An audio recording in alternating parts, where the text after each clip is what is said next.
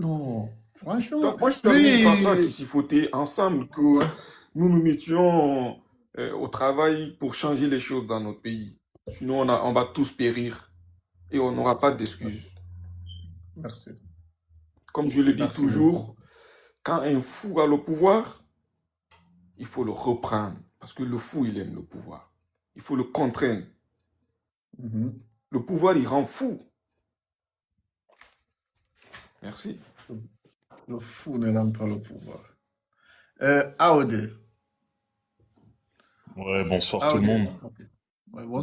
Bonsoir, bonsoir Kissy, bonsoir à tous. Bah Bonsoir. ouais, bah Ahmed bonsoir Nabisso. Franchement, Ahmed a tout dit, hein. Je sais même pas quoi dire. Ouais, Il a tout dit. Mais je vais quand même revenir sur les deux sujets. Euh, L'absence de Mamadi Doumbouya en Guinée.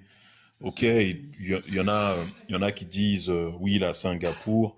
Il y en a qui disent même j'ai vu Matou la Force Tranquille sortir une vidéo dire urgent, urgent, alerte rouge. Ah, il est à Montpellier, à l'hôpital de Montpellier en France. Donc en fait, on sait qu'il est pas au pays, d'accord. Attendez juste un instant, s'il vous plaît. ok.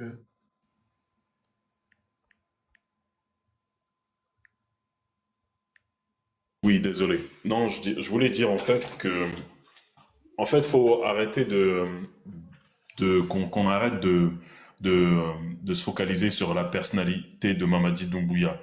C'est important de se renseigner là où il est, etc., de savoir en fait comment ça s'organise autour de lui et tout. Mais en soit, c'est un gars qui est inutile parce que le pays il est en train d'avancer sans lui. Et on a encore la confirmation que c'était simplement un pion. C'est simplement un pion, c'est pas lui qui gère le pays. Mamadi Doumbouya n'a pas la qualité d'être un leader de groupe. Vous le mettez dans une société lambda, dans une PME, où il y a 10 salariés, il va pas savoir mener les 9 personnes en tant que leader. Mhm. Il ne Mhm. saura pas être directeur. En phase de faire soit l'apologie ou publicité d'un parti politique. Nous les avons tous connus sur le terrain. On connaît tous leur rapport de force. Mais cette situation qui est en face, toutes ces différentes formations politiques ont prouvé par leur absence qu'ils n'en ont aucun élément ni moyen de faire face. Et donc, ce qu'il y a à faire aujourd'hui, la question n'est pas politique, elle est d'ordre social. Et quand je dis social, c'est de la masse critique, c'est-à-dire toutes les composantes de la nation doivent aujourd'hui s'unir ensemble, comme on en avait l'habitude de le faire, surtout les femmes devant, pour franchement arrêter l'hémorragie. Et il est temps parce que il y a une absence. Et l'absence là est très majeure. C'est-à-dire, c'est une importance pour faire face à la situation.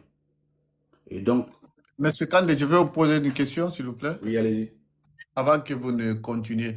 Quand vous dites que notre problème n'est pas un problème politique, Je dis le je combat, comprends pas, je ne comprends je pas dis ce que vous voulez dire le là. combat. Ça, c'est un, attendez, ça, c'est un. Deuxièmement, c'est- vous dites que ce n'est pas de faire l'apologie ou de faire la publicité d'un parti politique. Mais est-ce qu'il est possible de faire ce combat sans autant s'associer à un parti politique? Voilà, Je Kisifote, pense, si tu me permets aussi, j'ajoute une autre question. Je l'avais même écrit en commentaire. Bah, Mhm. lorsqu'il dit, par exemple, c'est pas l'affaire des partis politiques, c'est l'affaire de toutes les composantes de la nation. Mais c'est quoi les Mhm. composantes de la nation? Exact. mais les composantes, c'est les forces vives, la société civile, les partis politiques, tout. Moi, je vous dis, n'est pas. Voilà. Non. Non, non, non, Maintenant, il nous a répondu, non, MD, non, non, MD, ce que vous MD. n'avez pas peut-être compris, je veux dire, parce que j'ai entendu dire ici, il faut que les gens intègrent ou adhèrent les instances de l'UFDG pour mener le combat. C'est dans ce sens-là où